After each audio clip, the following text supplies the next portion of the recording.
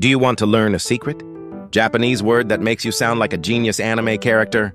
Forget about basic words like arigato or kawaii.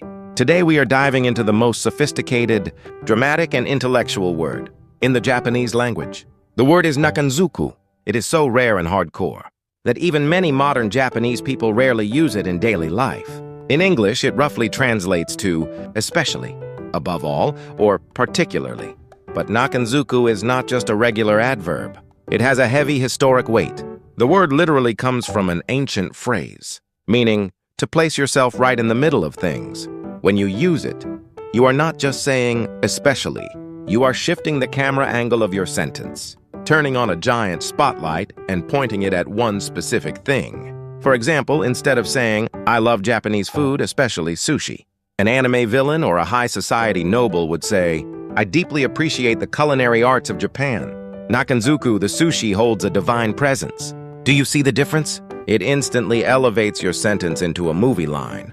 You can use Nakanzuku to make the most boring, everyday complaints sound incredibly epic.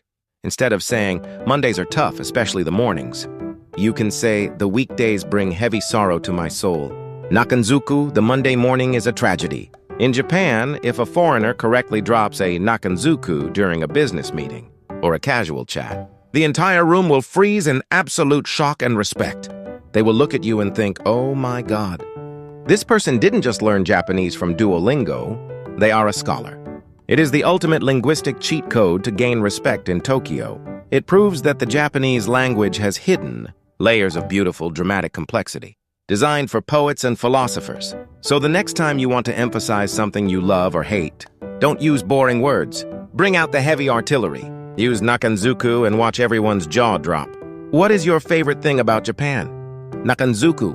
Which anime do you love the most? Subscribe for more mind-blowing, intellectual, and hidden cultural quirks about Japan.